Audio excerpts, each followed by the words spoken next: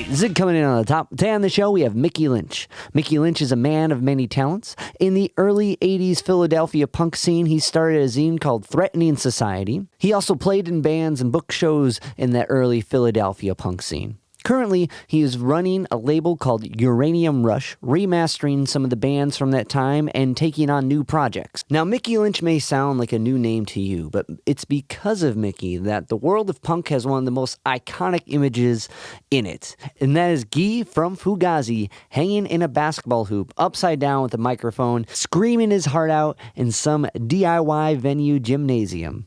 Just me describing the image, you know it, you can see it in your mind. So, during this conversation, Mickey shares the whole story of putting together the show, the chaos that led up to it, and how that evening ultimately changed his life. Now, I came across Mickey because of a zine that came out on Microcosm Publishing called Upside Down Punks. It was written by J. Hunter Bennett with the foreword by Mickey, and it's the strange but true story of that Fugazi basketball hoop show.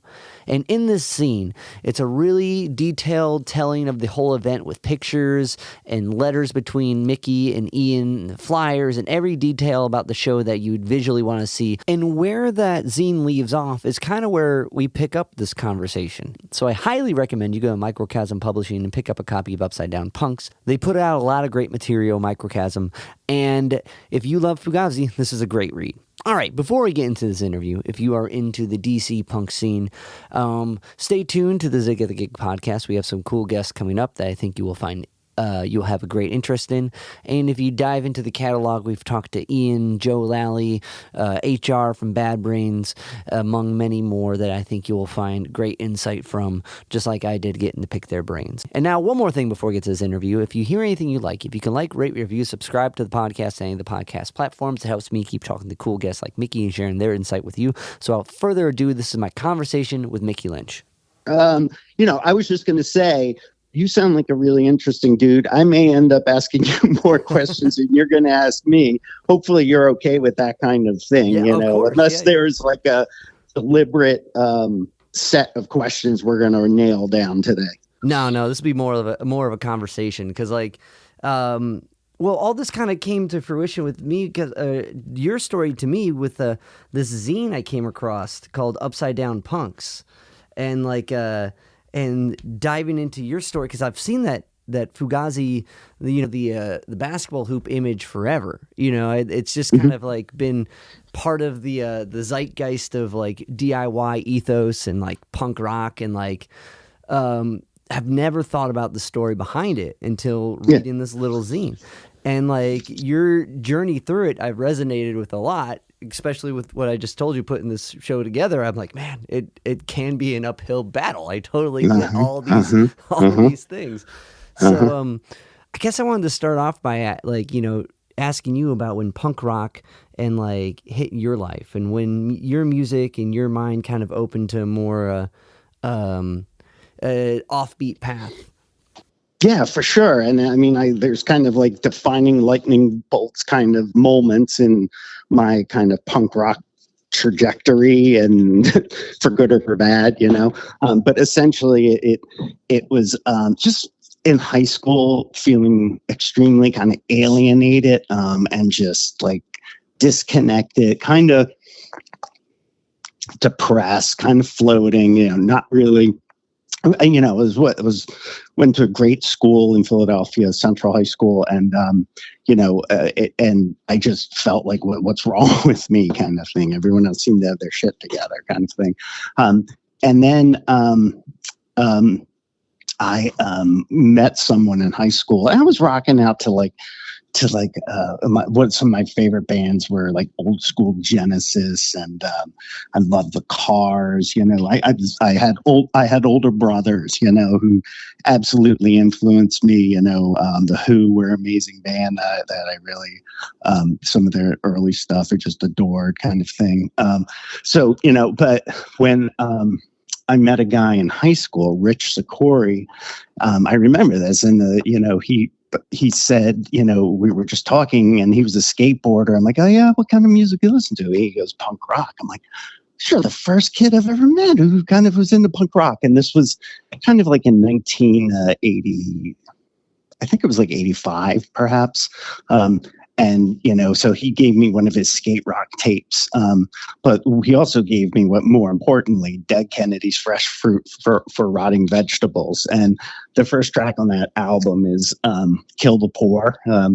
And it just, the way it just, efficiency and progress, where Jello just, boom, it literally, like, something shifted in my head. It was just weird, and so it was kind of like, and I started within like 2 weeks, I was like starting to like change how I was dressing and thinking, like, I was like, this speaks to me, I need to follow this. So I ended up getting peripherally involved in like going to punk shows and things like that in Philadelphia, a big area in Philadelphia, but kind of the iconic venue at the time was Club Pizzazz, booked by Chuck Meehan of Wide Eye. So he and I saw amazing bands, like Uniform Choice, like just like bands who would just like speak to me the way that someone might, Bono might speak to, a YouTube guy, but like, and to be able to see those bands like that up close, just and screaming the lyrics to each other. It was pretty magical. But I also started doing a zine as a way to kind of talk to these guys and things like that, and talk more and, get to understand, how they approach their art and things like that. I'm giving you my life story here. No, I apologize. No, that's, should I keep going? So I don't want to cut you off. You're on a roll. We're at the point where it's like, I've got this zine. I was kind of a junior, I think. No, a senior in high school kind of thing. I'm starting to feel like, okay, I feel like I'm probably like coming out of it kind of thing and finding my voice and stuff. But I'll pause there because the rest of it is kind of around that Fugazi show and what went into trajectory there.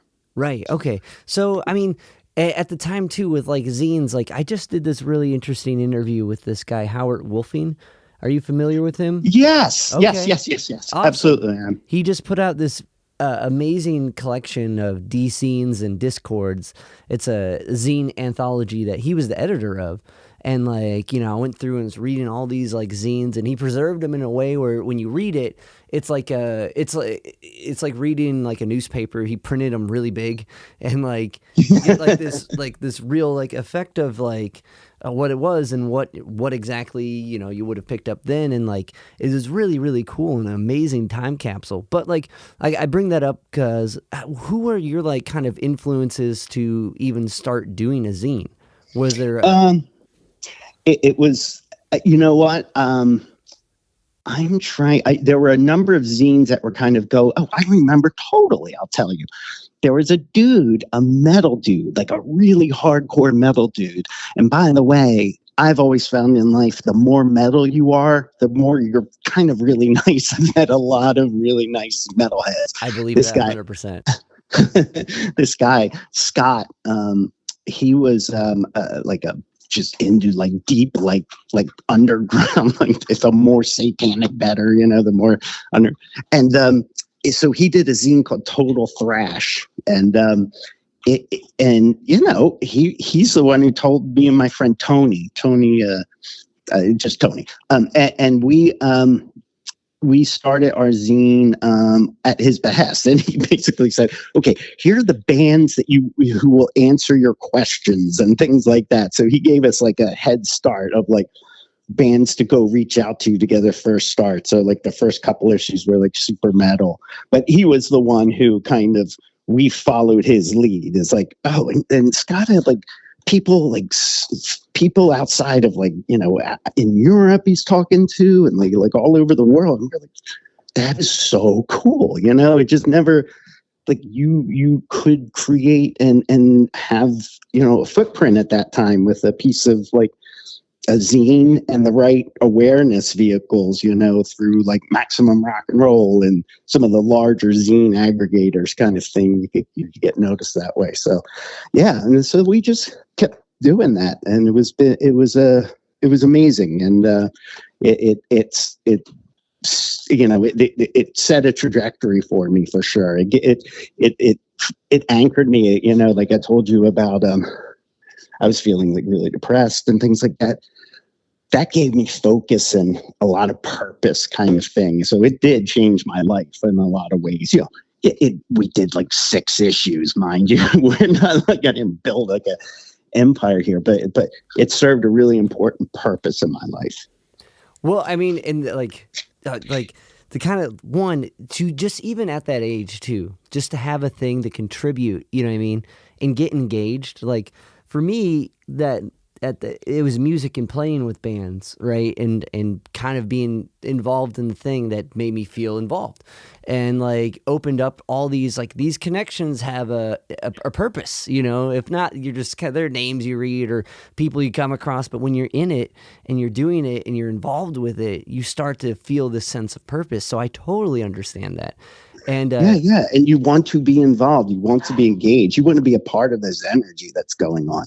Me, I couldn't play an instrument at all, but I was like, oh, here's a way that I get to meet all these cool people and talk to them, but I get to also create something and contribute to that energy and be a part of that ecosystem, because especially then, it was very important, to have these little communication vehicles around. There weren't no freaking internet at that time, so yeah. Oh yeah, and like the zines were sought after. There were people that's how you knew anyone. Like after kind of going down this rabbit hole with like Howard, and like it really was like, in a way, and like the social media at the time for this specific, genre of music, or this specific kind of frame of thought, which is like amazing. Like yeah, that people would go to that much effort. You know what I mean? Now it's less like, you expect this shit to be served up to you on a golden platter, We had to go seek cool shit out kind of thing, but it was that important, because people like me, that was like, this is the calling of my tribe, I must answer. And so I was consuming and kind of, getting into music, and it changed my life, saved my life. How many people have said that? Saved their lives, saved my life. But it doesn't matter how many, you know what I mean? Like everyone has that story and has that origin part of that. So like, I think it's important. Amen. It's important to say it. It's important to be another person that does say it, Amen. So with Threatening Society, like where did the name come from? Was it, sorry. Oh, no. I wanted to cut you off. You were going to finish that up. Nope, I was going to... Second part. Just toss me. There we go. You know what? I don't know. I think it's just angry teenage angst. It was between me and Tony, who was my co-editor kind of thing. And, one of us, I think, came up. It probably him. I think he was he wanted to give a little bit of that kind of double entendre, as they say, threat society is threatening us, but we're threatening society, but it was, I mean, we were fucking, we were 17, and, I look upon it like a lot different, a lot less critically now, I used to be very, like, for decades I couldn't look at the stuff because I'm like, oh God, because I can do so much better, I'm very self-critical, by the way. So I ended up kind of looking at that later and just kind of appreciating for what it was, like I did it, and I think that's something that's cool, and now like people are seeking out this stuff as information. Now it's becoming like historical record kind of thing, there's some discovery going on now, so that's why I put all the stuff online, and that's why folks are archiving a lot of this stuff, so yeah. Well, I think on a side note, I think with how you've archived it and how it's available online, I think you did an incredible job. Like, because I was going through and I was looking, and I think in the first episode, I might be remembering this wrong. Was COC one of the bands you interviewed? Yeah, for sure. Yeah, so And that's so sick. Like that's like super metal too, coming in from the rip. But anyway, but how you preserved it and how you present it now is like very easy to access and very well done. It's tough because it is also an anachronism, in this age of where people talk differently and have, perhaps more enlightened values or more woke values or whatever, the word you want to kind of consider there, not to get political, but, in fact, there's a disclaimer that Tony and I insisted on when someone visits that site, kind of like saying, hey, please remember that we were high schoolers kind of thing, and this was 1885. Life was a lot different. So you're going to see stuff. And, in today's day and age, that ain't going to fly. But hopefully people give it that context or a little modicum of forgiveness, in terms of what's being laid out, not just like from what they're seeing, but like some of the bands say some stuff, and you don't want to. I have no desire to make people feel bad, and I still debate it in my head, but anyway. Ultimately, I think it's good that it's there, and I think it's like anyone that's going into it, I would hope would go in with that lens that this was another time, and it's interesting just to see because everyone talked, and even when I was talking with Howard about his reflections on it, you know what I mean? Like when you put it out there and you examine it, you do see like, oh, there's 17-year-old me. Gosh, and I relate to that just with music we've put out or listening to any like thing I've put out, like and hearing like the shenanigan, like talking between, not even talking, just the weirdness of your own voice. And like, I think there's a written version of that that's like a little more analytically critical, Yeah, like that. It's just a different medium where it's being applied. That the situation. It's the same mind games going on there, though, kind of thing. In terms of how you're listening to stuff. That's very funny. But yeah, going through like, I really like. And I know, like, I don't know if it was the kind of like for you, it'd be interesting to know if it was one of the earlier asks or just one of the goals, like, because I read your interview with Ian, and I thought all around that was a great interview, especially at that point at the cusp of Fugazi, and like when I started this podcast, the first person like that made me consider it more than like just a thing, me talking to my friends, was I reached out to Ian because I work at an art gallery in Cleveland called Negative Space.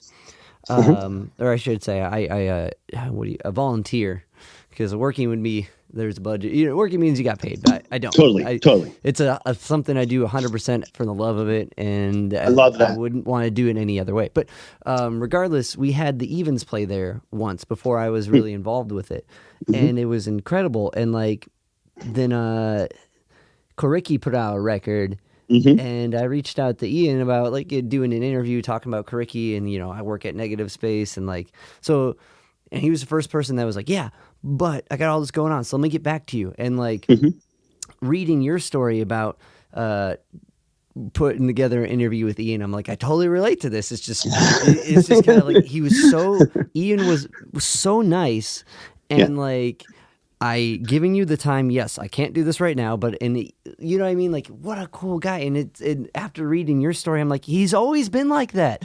How amazing.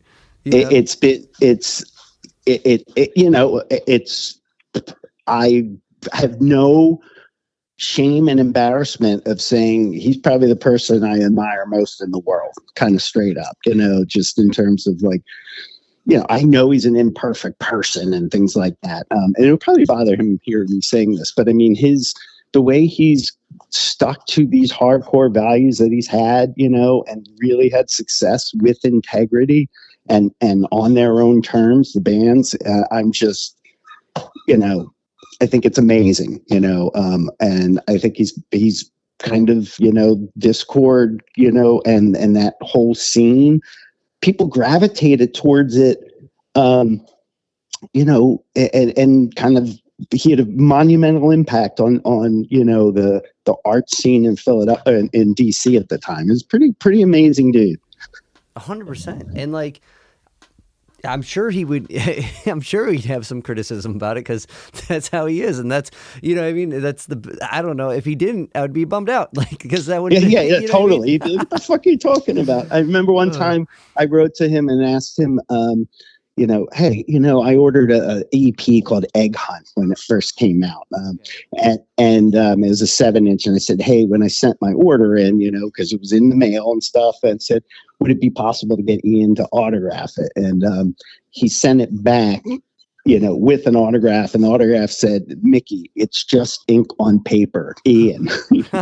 So that was his autograph kind of thing. But yeah, he's definitely it's like a funny dude like that. So but yeah, tell me, how.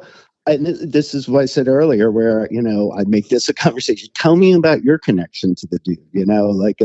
Like you sought him out. You know what I mean? Yeah. Well, you sought his energy out, kind of thing. What's up with that? So when I was in high school, and I started venturing out from my hometown a bit, and like getting involved in the music scene, like.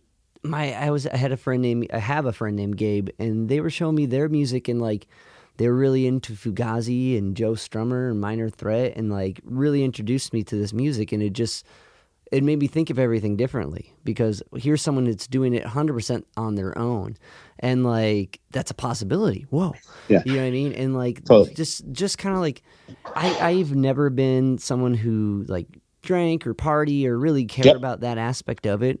So here's someone like saying you can full force be about the music of it. Yep. And like you can do, like just how you said, you can do it with integrity, and you can do it for a cause. It can be more than what it is. And like at that point, I lucked into this really cool opportunity to go on tour with a nonprofit called Calling Out Crows.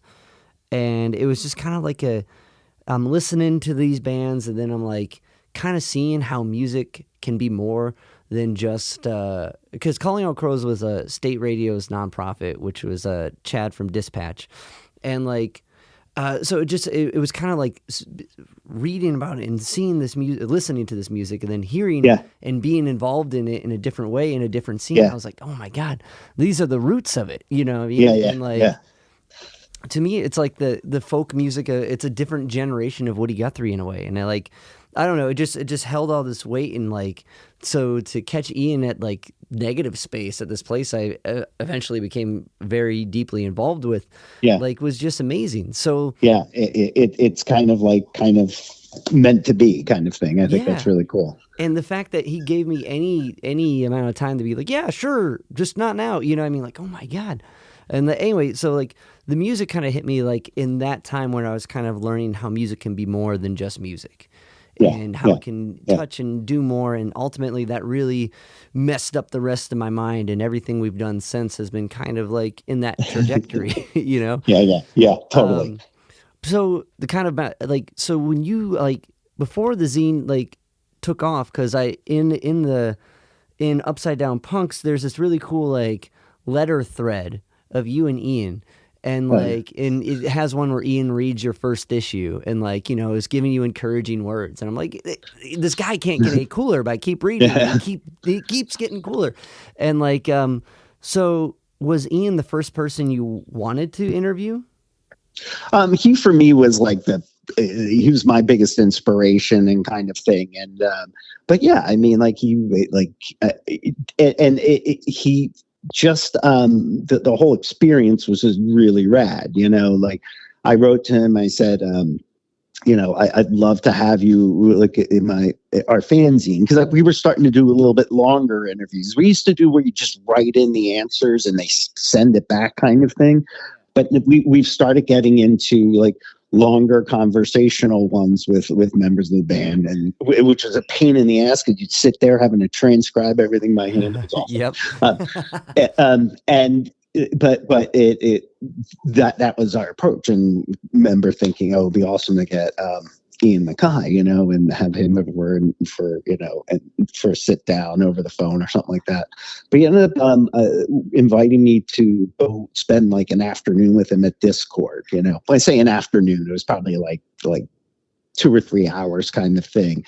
Like, dude, like, picked me up from, he knew what my fanzine was. It was like 100 copies we would sell, and some would go, but he just knew that they were very passionate people behind it, kind of thing. And I think he kind of encouraged that. And you mentioned, you couldn't believe he could write back, and I'm like, I think he kind of like wants to be a perpetuator of people, and encouragement. You know what I mean? Like people like you are a spark, in terms of what you do, and you help kind of facilitate creativity amongst others, kind of thing. And so do I, in different ways, or at least I did then, and I'm trying to do more now, kind of thing. So I think he's cool with that, and I'm speaking with him like I know the dude, but I don't. I totally agree. And like, I don't know, I think, community grows and the fire burns brighter if everyone's encouraged to be involved. And like, it's just, Ian's just one of those people like who, like how you said, welcomes that. And I think that's what ultimately like makes his impact grow more and more. But you said it. Absolutely. So tell me about your afternoon at Discord. So Ian picks you up. Yeah, he Walk puts me me up through at that, man. At the metro station in his car. I'm like, wow, he's got a car, and it was a piece of shit. Drove me to the Discord house and gave me the tour, and showed me the office, and here's where I think Joe was Joe living there then. I think Joe was living there, Joe Lally from Fugazi, in one of the back rooms. And then, upstairs was Ian's room, and I think who was living there at the time? I don't know. I forget. The guy from a band called Beefeater, Tomas, was living there. Tomas goes by a different name now. I apologize that I don't remember it. And then down in the basement where the bands kind of played, and practiced, all the bands on those, the Ian bass bands, but not just his band. I think he had a couple other Discord bands who would practice down there. And then we just went back upstairs and sat in the office and talked, and I had some questions. I didn't really have a lot of questions. They were kind of very basic, I had a lot more, but we just started talking, and it just went that way, kind of thing. And he just said really interesting stuff. And, and we went out back afterwards. I think we played with his dogs in the backyard, kind of thing. And then he drove me back to the train station and kind of went our separate ways. But, subsequently, we stayed in touch, kind of thing, because at the time, the reason why I had been writing to him a lot earlier than that, wanting to interview him for the fanzine, but he was like, I'm working on something new, and it'll be there soon, but I'm not sure. Kind of, it's just not the right time, kind of thing, And then I'd poke my head in every few months, kind of thing, and then finally he said, so we reached out and said, I'm working on this new project, or I have this new project, and, come when I'm ready to chat now, kind of thing. And I think at the time, Fugazi had played a few shows. I think it was very, very early on, kind of thing. And in the conversation, I remember, this is for diehard Fugazi fans, and some people hopefully will appreciate this, but he indicated that Guy Pucchetto, I can't remember how to pronounce his last name. I apologize, from Right to Spring and things like that. But he said, yeah, and when I said, tell me about the band, he says Joe, Brandon, and me, and Guy, who's kind of, dances around a lot, or something like that. He made it sound like, that he was kind of on, experimenting with the band, kind of thing, like a someone off the bench, kind of thing. He hadn't worked his way into the Fugazi fabric. But anyway, so he invited me down and said, but we stay in touch. And then finally, I'm at a punk show. I'm like, I could put on a punk show and I can invite Fugazi to play that punk show. And, I wrote to him, proposed it, and he said yes. So that's where that all kind of started. So after after being involved with the scene and putting out some zines and really getting seeing how it works and getting into the dirt of it, was it just the kind of inspiration from talking with Ian that like, I think I can book them, or were you kind of pondering that before just from being involved in the scene? Yeah, there's a lot of weird motivational things kind of thing going on here. And this is the kind of things I tried to explore with the writer of the Upside Down punk scene. Like, what were my intentions? Like, why the fuck would I do that? Like I'd never put on a show before, and like, well, why Fugazi? And then, why, a gym, and that's the ostensibly the book it answers a lot of that. So I'm not going to tell the whole story, but essentially what it kind of comes down to is that I really felt like I was still on the periphery, kind of all the whole punk thing kind of thing, and I thought this would really give me a lot of validation kind of thing. And then there's a lot of insecurity kind of underlying that kind of thing, and I've also tried to, I'm not an individual. I'm a lot better now, trust me.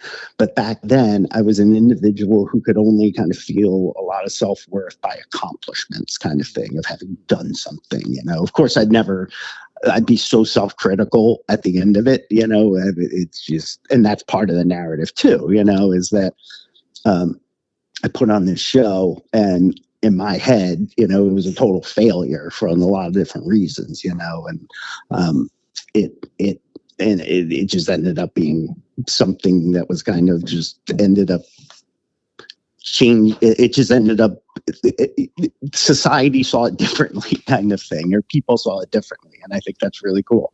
Yeah. So, yeah. Yeah, well, and ultimately it's interesting, like some of the biggest, like kind of like things that are perceived as failures, the Stooges' career can be perceived as a failure, you know what I'm saying? But in the long run, like these things take time and like a different appreciation for these, like the impact of certain art, resonates as time catches up to it. Very insightful, my friend. Very insightful, and I'm realizing that now, kind of thing, and that's why this whole project has been really fun to work on. But please continue. I'm sorry, I interrupted. So to kind of dive into it, so you hang out with Ian, you get this inspirato to do it, and like ultimately you book a gym, which is like. Man, anywhere that you can put a show, like I've played in plenty of crazy DIY venues, you know what I mean? Yeah. Like, and was this gym did you see shows there? Was it something? Yeah, I had been. Yeah? Okay. Oh, I'm sorry, I didn't mean to cut you off, but I had been to a show there, and I knew they had a few shows, and someone had told me that for like $200 or something like that, you can throw a show here, kind of thing, and it was more the idea of also, I don't know how to put on a show, I don't know how to go book a venue or who you talk to, or I don't know anything about that. So like this opportunity, it was a very opportunistic thing. And I was like, okay, let's do that, So we booked it and I was told, make sure you book it as a teen dance, Yeah. So that, was the secret code or something like that. So we set up a teen dance in an air conditioned, like cinder block basketball court. Like the size of the room was almost the exact size of this basketball court. Attached to a YMCA or YWCA, I forget. But anyway, the smart me, is that this happened on I think like an August summer day, in the middle of the afternoon on a Sunday. And that is not awesome weather. If you've ever been to Philadelphia, we have intense heat and humidity, so it was sweltering in there, but it felt like what was crazy was like the hotter it got, like the more like fueled that band got. It was crazy. It was they were just kind of like that. And it was funny. There's a whole kind of epilogue to all of this, because I went back to Discord House, earlier this summer. Was this summer or last year? I think it was last year, with a friend of mine, Sam, and we hung out with Ian again, kind of thing. And I got a chance to kind of have a follow-up conversation, 30 years later, kind of with him. And, he gave me the same tour of the house, but it was like very different, just in terms of its purpose. And it's now kind of like he's preserving it and kind of becoming a museum, not a museum, but like that he kind of, I hope he doesn't mind me saying this, but he kind of indicated that,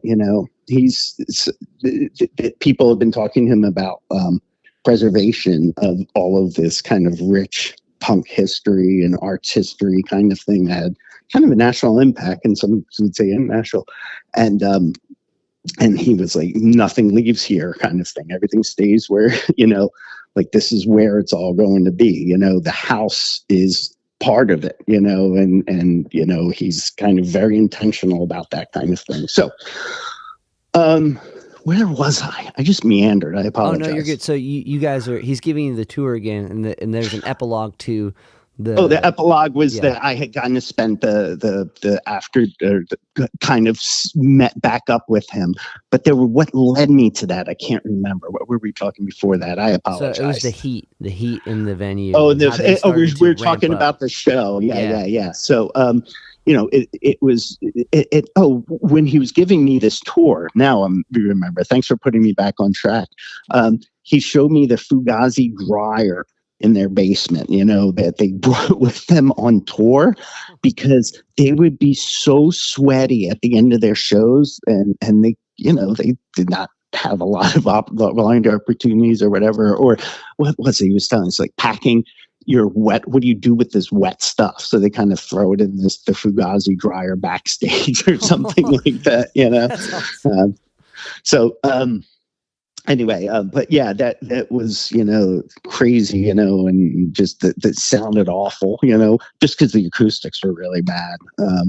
And, a goodly amount, I realize now, a very good amount of people showed up, but in my head, it was like, I mean, I totally know. When you build up an expectation, you're like, okay, for this to work, it has to be wall to wall.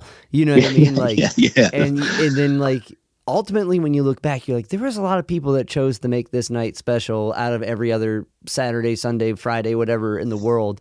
And Yes. but you don't think about that until post, Yeah.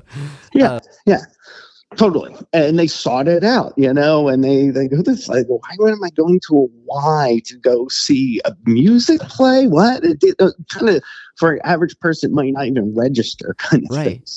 So with that evening, to lay out the so the play, aside from being like a concrete like square with with no air condition, and but there was a bunch of like minor things, and I totally relate to some of these minor things leading up to the show. Like they got a flat tire or something on the way there, correct?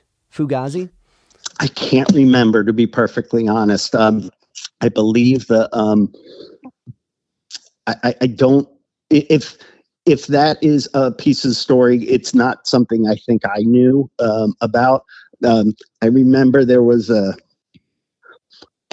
no, I don't remember that part. I don't remember them getting a flat tire, to be perfectly honest. But it might be in there, and I'm just not recalling. I may have told Hunter, the author, that. It's just, but do you remember the piece a little bit more? Yeah. Well, he said there was a flat tire, and that's why they were late.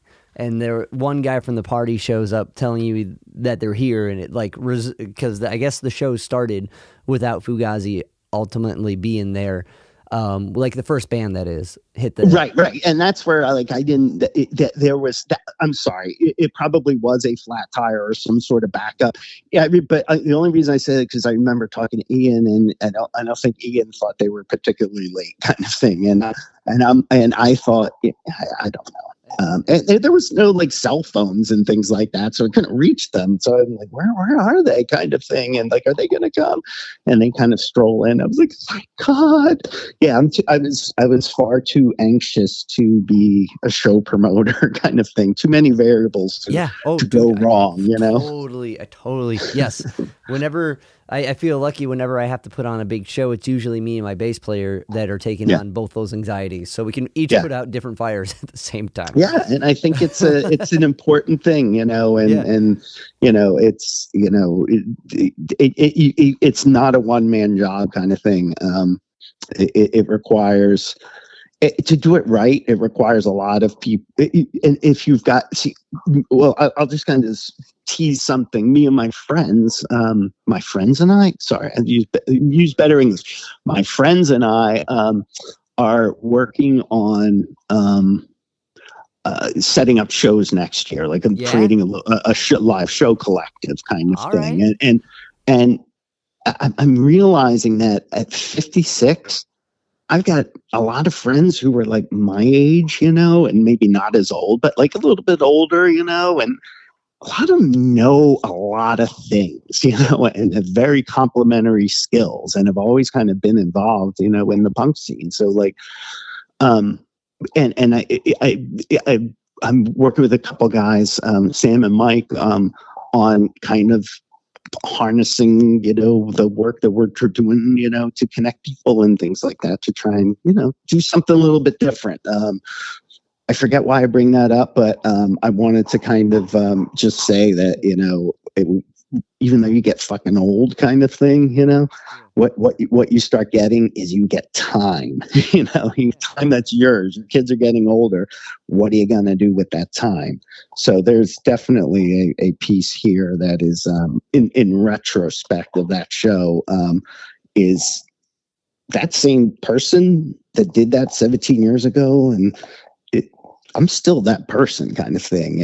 And, you know, I'm starting back up kind of thing after a long time away kind of thing from the whole punk scene and being part of that close to the burning fuse core, you know, of just that passion in my own way. I'm trying to get that back now kind of thing. But I think that, you know, back to your point of sharing the load kind of thing, that's also part of the fun too, you know.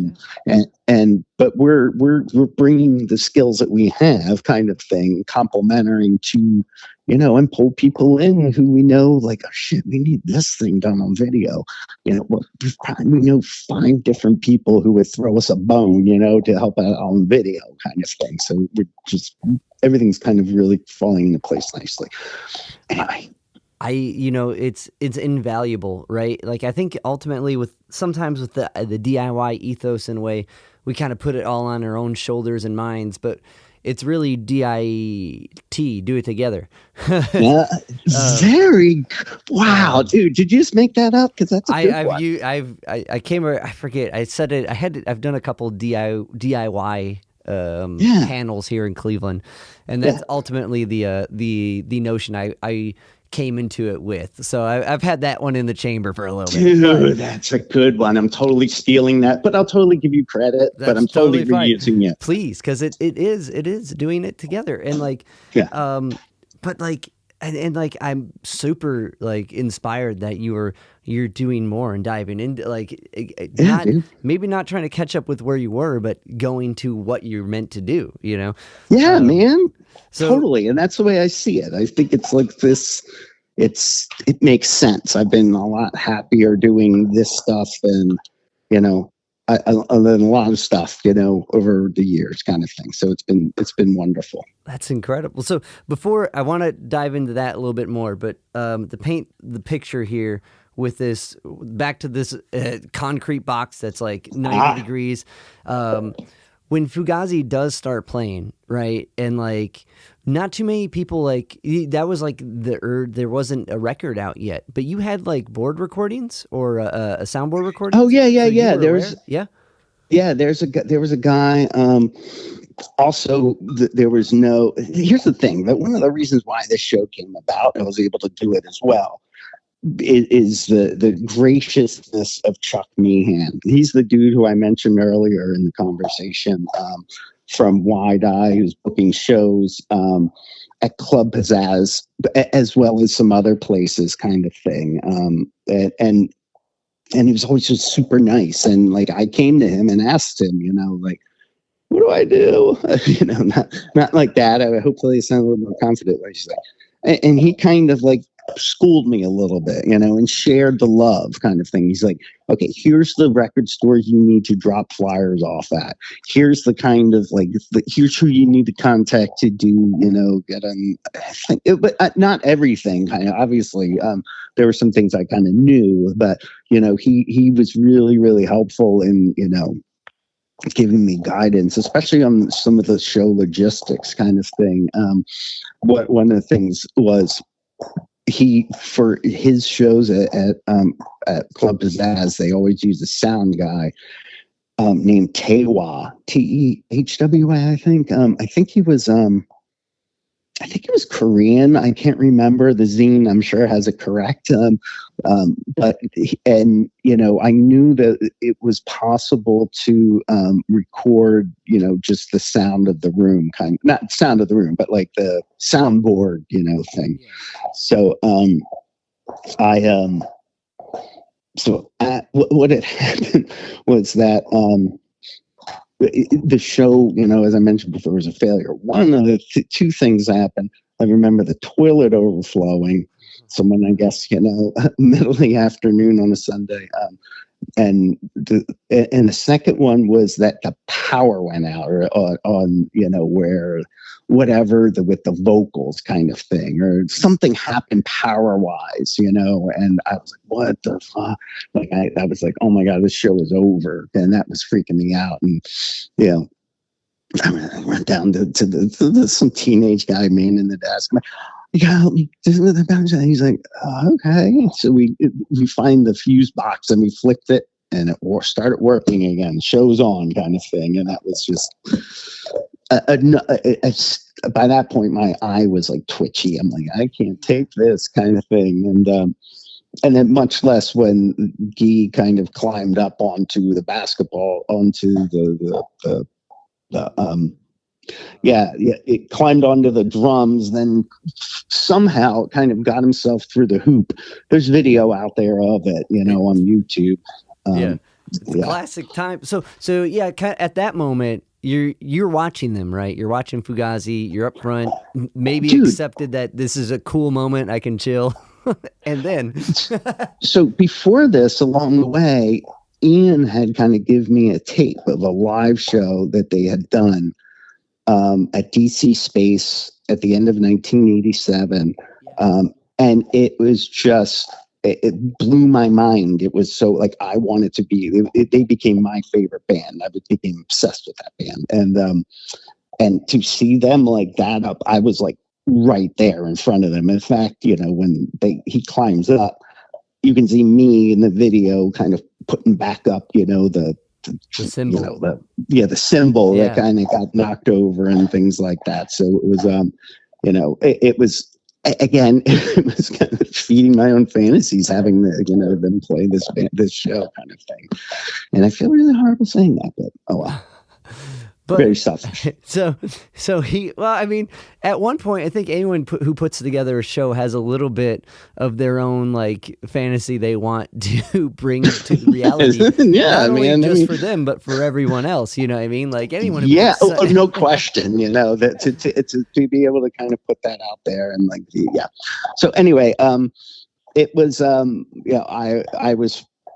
my immediate thing was kind of fear, that he could hurt himself, or that the rim might bend, kind of thing. Like a lot, a lot of things that went through my head weren't like, oh my God, this is the coolest thing ever. This is like gravity defying feat, or whatever it was. It was always like, oh my God, worry, worry, worry, worry. And that's what's like, fuck, you can't, it's iconic and celebratory as certain moments are, in the moment, you're not connected like that, Yeah. But like, so. Okay, well, yeah, but what? Yeah, you're in charge, so you're like, if it does break, Oh it, yeah, I yeah. gotta So pay that's for why. it. And I had seen what Chuck had done too. It's like when something like this, Chuck runs on stage and sets things backed up when things get knocked over. So that's why I ran up and kind of did that. And I was just, you can see me kind of like in front of the drum riser, in the front of the drums. I didn't go quite all the way back to where I was because I was worried I would have to help him down or something like that. So yeah.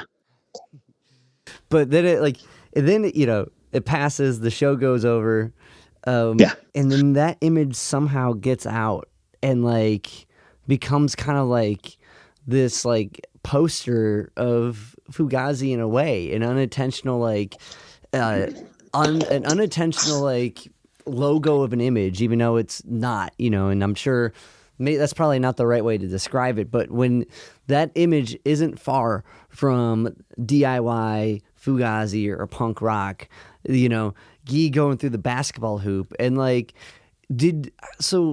as it's kind of become that, like, did you just notice that image keep creeping up, or how did it kind of aside from the night that it happened, how did that image kind of reintroduce itself to your life? You know what? It was probably, that's a great question. And no one's ever asked me that. I've never even thought about it.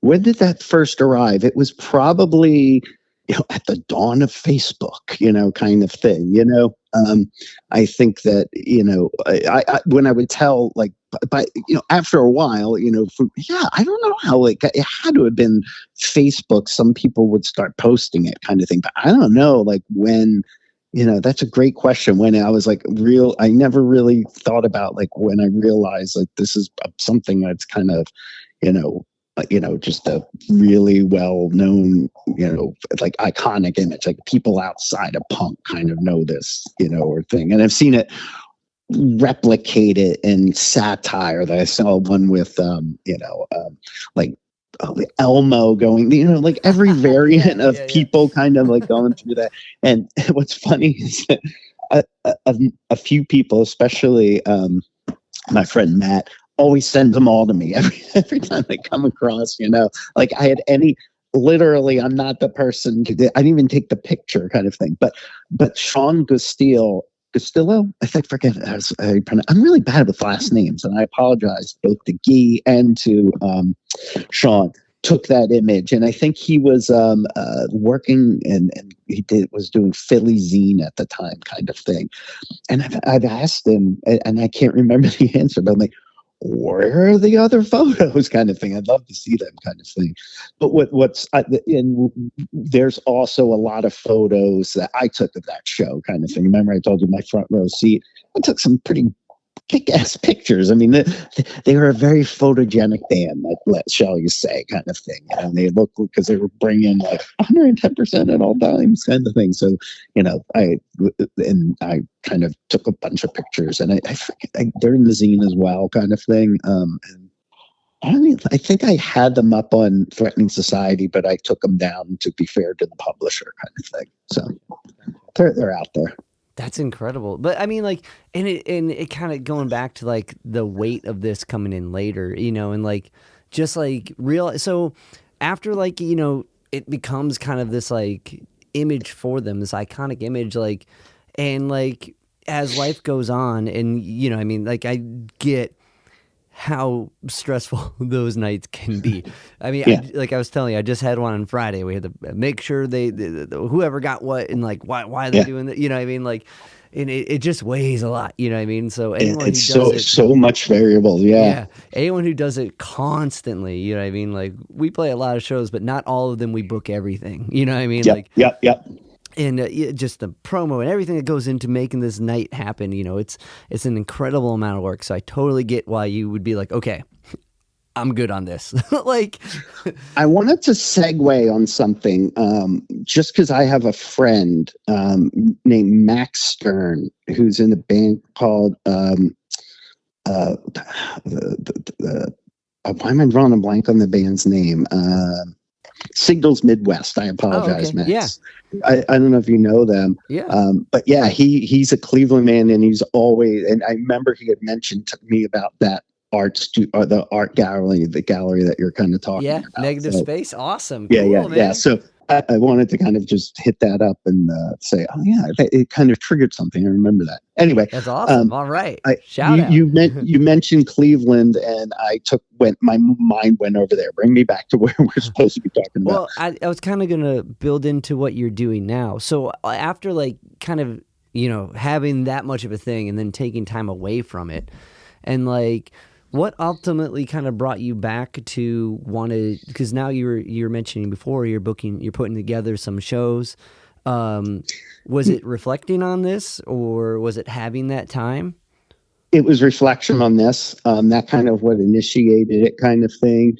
It was, going back to Discord and sitting down and having conversation with Ian, and one of the things that's kind of mixed into this, and just how important punk rock is like I was in a punk band for a little while, and I came across an individual who was just very important to me as a friend, kind of thing, Sam Panola, and he ended up getting just sort of really, really bad kidney disease, and I ended up giving him my kidney, kind of thing. So he and I kind of like as a celebration almost, and he is more of a Discord fan than I actually am.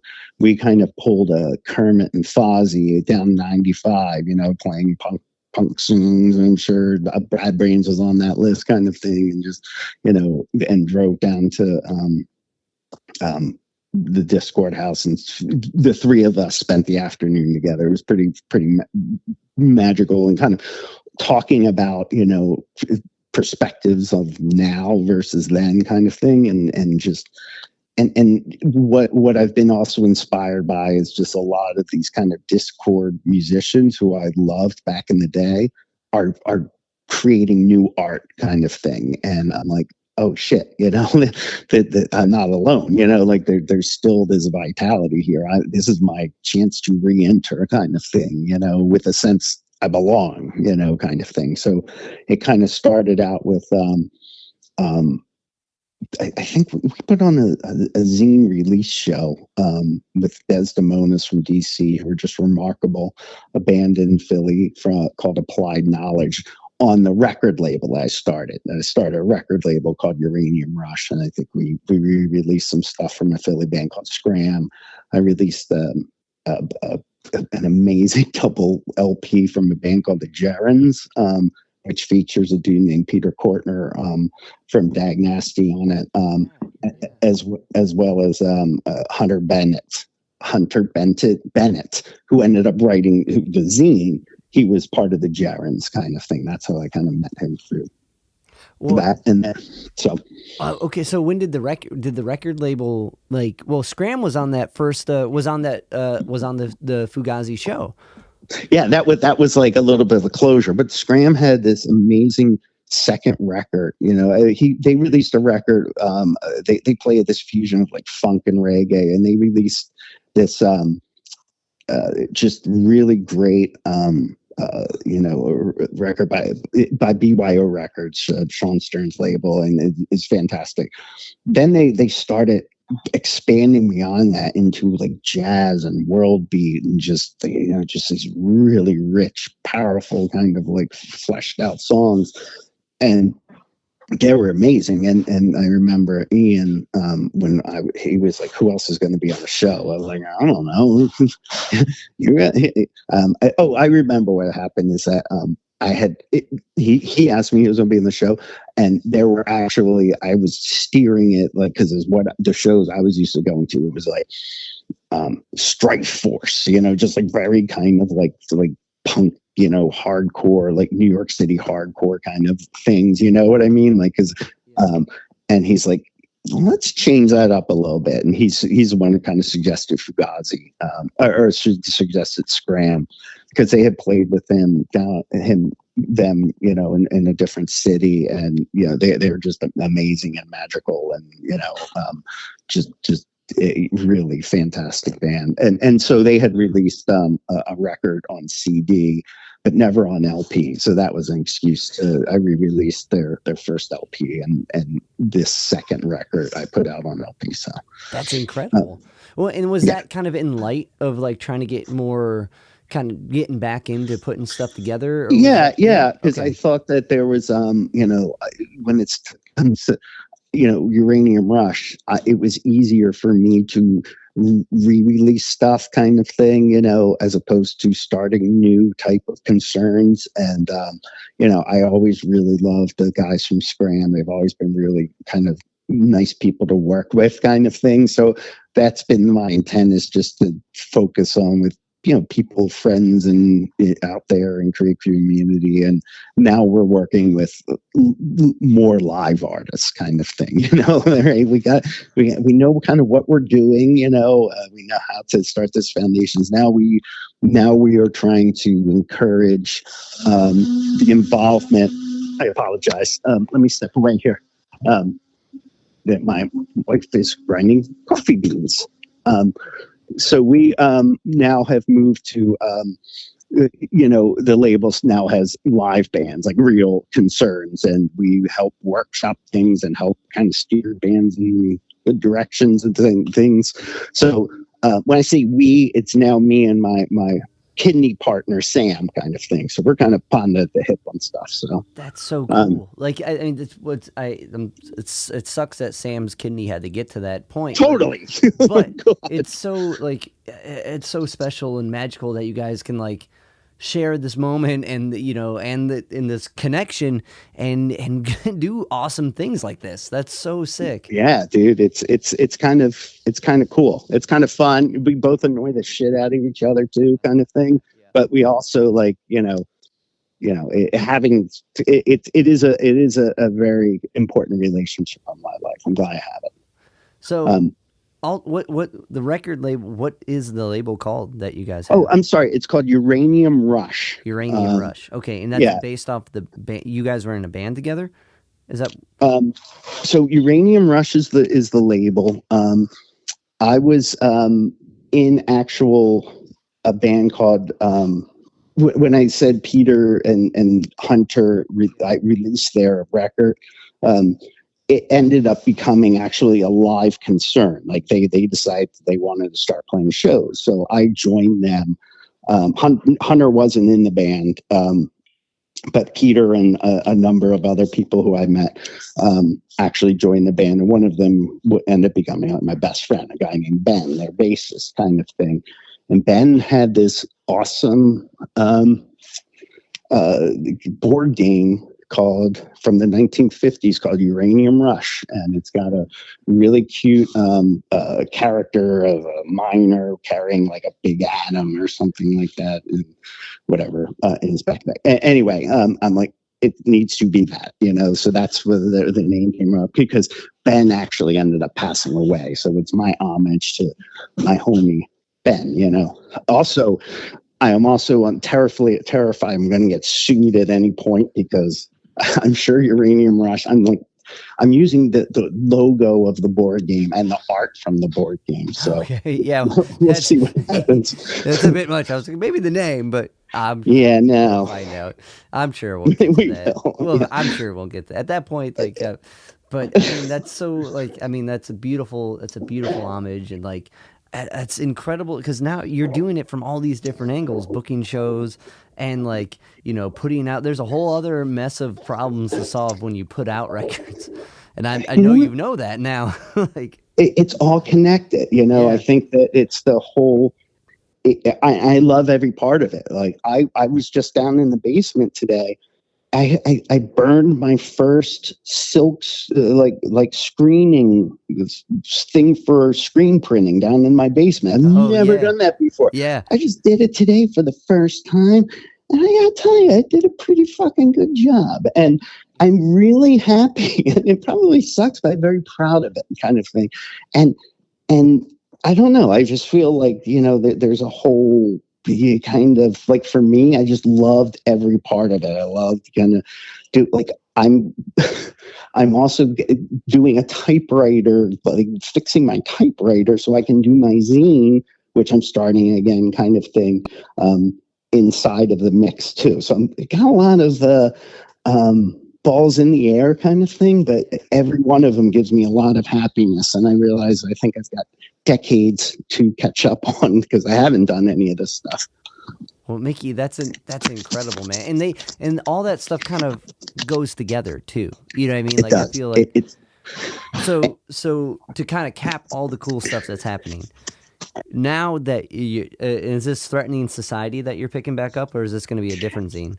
It's probably I haven't decided. It's probably going to be a different zine kind of thing, but I haven't really figured that far out. I'm right now just writing it kind of thing and creating the kind of layouts and things like that, but I'm not sure yet.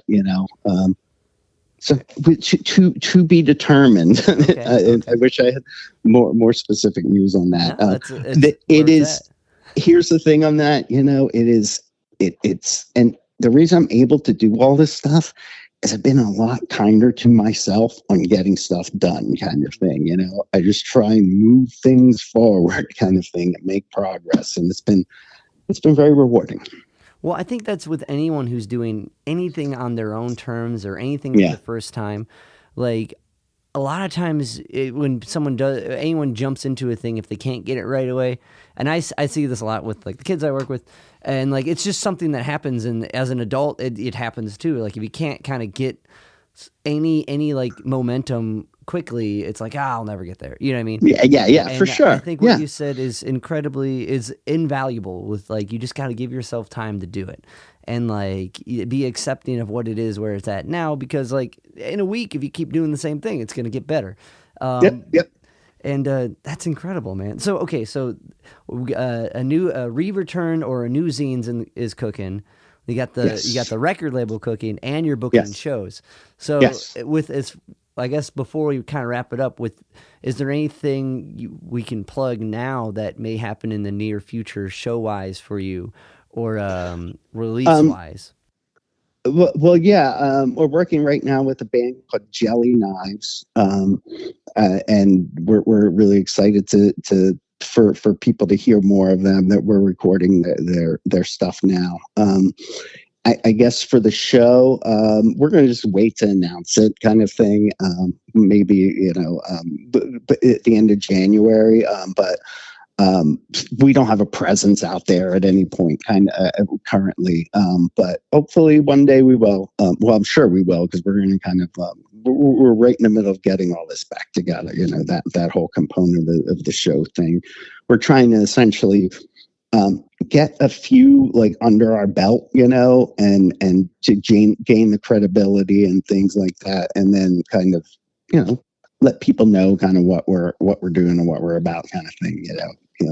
It's what they say is a soft opening in the restaurant biz, but it's not a biz. We're keeping it DIY. All the money goes to the bands, that kind of thing. So beautiful. Yeah. Mickey, I really appreciate you taking time and chatting with me, and I really appreciate you getting your story out there. I think it's incredibly important, especially because, like, someone who went through it thinking it didn't mean anything or it was a mistake, and, like, ultimately it was the complete opposite. So, man, I really appreciate your time. This has been awesome.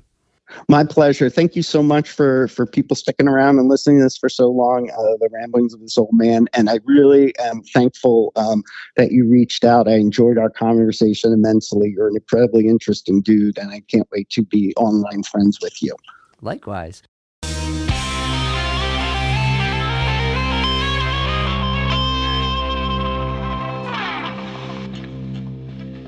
Yo, Spike Spiegel here. You just listened to Zig at the Gig podcast. Keep riding the bebop. See you, Space Cowboy. Bang.